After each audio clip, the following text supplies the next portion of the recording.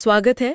आज हम बाइबल की एक बहुत ही कह सकते हैं महत्वपूर्ण आयत पर गहराई से बात करने वाले हैं। जी। हमारे पास जो सामग्री है वो बाइबल को समझने का एक खास नजरिया पेश करती है हाँ। और हमारा मकसद है 2 तीमोथियुस अध्याय 2 आयत 15 को समझना और उससे जुड़े जो विचार हैं, खासकर ये कि बाइबल के सत्य को ठीक रीति से काम में लाने का क्या मतलब है, या जैसा स्रोत कहता है सही ढंग से विभाजित करना। बिल्कुल। तो चलिए सीधे आयत पर ही आते हैं।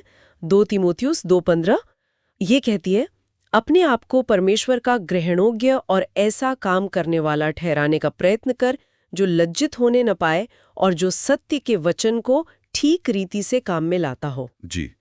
यहाँ ये जो हिस्सा है ठीक रीति से काम में लाता हो, या स्रोत जिसे कहता है सही ढंग से विभाजित करना, ये थोड़ा सोचने पर मजबूर करता है। क्या मतलब हो सकता है इसका? बिल्कुल।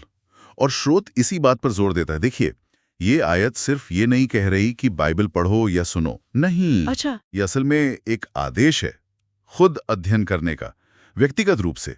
मतलब सिर्फ दूसरों को सुनकर मान लेना काफी नहीं है। परमेश्वर के वचन से खुद जुड़ना है, ताकि जो सच्चाई है वो आपकी अपनी समझ बने, आप खुद आश्वस्त हों। ठीक है। और फिर ये बात आती है सही ढंग से विभाजित करना। ये वाक्यांश अपने आप में एक बड़ा संकेत है। संकेत? कैसा संकेत? संकेत इस बात का कि बाइबल में ही विभाजन है। स्रोत का तर्क यही है कि अगर परमेश्वर कह रहे हैं कि सत्य के वचन को सही ढंग से विभाजित करो, तो इसका मतलब साफ है कि उसे गलत ढंग से विभाजित करना भी संभव है। हाँ, ये तो लॉजिक है। और शायद अक्सर ऐसा होता भी है। तो ये बताता है कि हमें ध्यान देना होगा कि कौन सी बात कब किसके लिए कही गई है। तो फिर ये विभाजन दिखता कैसा है? मतलब कोई खाका है इसे समझने का? स्रोत कुछ बताता है? हाँ, बताता है। स्रोत इसके लिए इफिसियों के 2 अध्याय का इस्तेमाल करता है, एक तरह का ढांचा समझाने के लिए। एफिसियों 2? अच्छा। जी। उसमें 3 हिस्से बताए गए हैं। पहला है अतीत का समय, फिर परंतु अब, और तीसरा आने वाला युग। अतीत का समय, परंतु अब और आने वाला युग। दिलचस्प है। तो पहले अतीत के समय की बात करते हैं। क्या था उस समय? बिल्कुल। इफिसियों 2 आयत 11 और 12 वो अतीत के समय का ब्यौरा देती हैं। हाँ। उस जमाने में जो लोग यहूदी नहीं थे, जिन्हें अन्य जाति कहते हैं, वो मसीह से अलग थे। इज़राइल का जो नागरिक समाज था उससे बाहर। परमेश्वर की जो प्रतिज्ञाएं थीं, जो वाचाएं थीं, उनसे वो अनजान थे। बाप रे। स्रोत कहता है कि उनकी हालत ऐसी थी कि दुनिया में उनकी कोई उम्मीद नहीं थी और वे परमेश्वर के बिना जी रहे थे। दूसरी तरफ इज़राइल की परमेश्वर के साथ एक बहुत ही खास, एक अलग पहचान और रिश्ता था। वाकई आज के समय से कितना अलग माहौल रहा होगा, सोचकर ही अजीब लगता है। जी हाँ। लेकिन फिर आपने कहा परंतु अब, यहाँ क्या बदला? ये अब क्या है? बिल्कुल सही। यहीं पर इफिसियों 2:13 कहता है, वो एक तरह का मोड़ है। आयत कहती है, परंतु अब मसीह यीशु में तुम जो पहले दूर थे, मसीह के लहू के द्वारा निकट हो गए हो। अच्छा। तो स्रोत समझाता है कि ये जो अब का समय है, यानी मसीह के आने और उनके काम के बाद, वो जो पहले का फर्क था ना, हाँ, यहूदी और गैर यहूदी वाला। जी, वो आध्यात्मिक दर्जे का जो फर्क था, वो अब अस्थायी रूप से हटा दिया गया है। मसीह में अब कोई ऐसी विशेष पदवी या फायदा नहीं है जो सिर्फ एक गुट को मिले। सब बराबर हैं। समझ गई। तो ये हुआ अतीत और वर्तमान। अब भविष्य का क्या? वो तीसरा हिस्सा, आने वाला युग। उसके लिए इफिसियों 2:7 भविष्य की तरफ इशारा करता है। क्या कहता है वो? वो कहता है कि वो आने वाले युगों में अपने उस अनुग्रह को जो मसीह यीशु में हम पर उसकी कृपा के कारण हुआ, अपने असीम धन को दिखाए।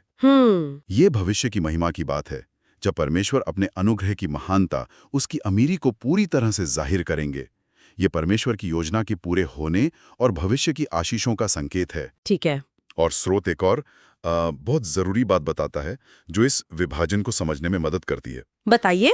वो ये कि देखिए, बाइबल में जो कुछ भी लिखा है वो सब हमारे लिए तो है। मतलब हम उससे सीख सकते हैं, ज्ञान ले सकते हैं। हाँ, ये तो है। लेकिन हर आज्ञा या हर निर्देश सीधे हमें संबोधित नहीं है। मतलब हर बात सीधे सीधे आज हम पर लागू नहीं होती। अच्छा, ये बात थोड़ी और समझाएंगे? जैसे कोई उदाहरण? हाँ हाँ, जरूर। जैसे सोचिए, नूह को जहाज बनाने का आदेश मिला था, हाँ बिल्कुल। या मूसा को, या पुराने नियम के याजकों को जानवरों की बलि चढ़ाने के कितने सारे नियम दिए गए थे, है ना? जी। अब ये आज्ञाएं सीधे आज के मसीही विश्वासियों के लिए तो नहीं है। हाँ, हम नूह की आज्ञा मानने से सीख सकते हैं या बलिदानों के पीछे का मतलब समझ सकते हैं, पर हमें वो करने को नहीं कहा गया है। सही बात है। इसी तरह खाने पीने के नियमों को ही देख लीजिए। उत्पत्ति अध्याय 1 में कुछ और था, फिर उत्पत्ति 9 में बाढ़ के बाद नियम बदले, फिर लेवी व्यवस्था 11 में इसराइलियों के लिए और भी ज्यादा विस्तार से नियम आए। हाँ, ये बदलाव तो है। तो ये बदलाव ही दिखाते हैं कि परमेश्वर ने अलग अलग समय में अलग अलग लोगों के लिए अलग अलग निर्देश दिए हैं।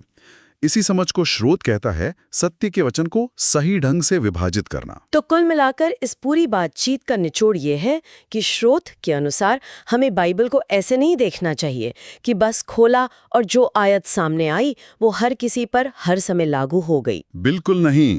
2 तीमुथियुस 2:15 असल में हमें चुनौती दे रहा है कि हम गहराई से अध्ययन करें, सत्य को उसके सही संदर्भ में समझें, कब कहा गया, किसे कहा गया, क्यों कहा गया। यही है सही विभाजन, है ना? बिल्कुल सही कहा आपने। और इफिसियों 2 का वो जो ढांचा है, अतीत का समय, परंतु अब और आने वाले युग, वो बस एक उदाहरण है। हाँ। एक तरीका है ये समझने का कि परमेश्वर की योजना अलग अलग दौर में कैसे काम करती रही है, जैसा इस स्रोत में बताया गया है। ये दिखाता है कि सावधानी से पढ़ना और विभाजित करना कितना जरूरी है। बहुत अच्छे से समझाया आपने। और अब जब हम कार्यक्रम समाप्त कर रहे हैं तो श्रोताओं के लिए एक विचार छोड़ जाते हैं। जी जरूर। अगर हम बाइबल के निर्देशों और शिक्षाओं को वाकई इस तरह से देखें, समय, संदर्भ और सुनने वाले समूह के अनुसार विभाजित करके, जैसा आज हमने चर्चा की, तो ये नजरिया बाइबल की दूसरी कहानियों या भविष्यवाणियों या यहाँ तक कि नैतिक शिक्षाओं के बारे में हमारी समझ को कैसे बदल सकता है, ये सोचने वाली बात है। बिल्कुल, इस पर विचार करना चाहिए।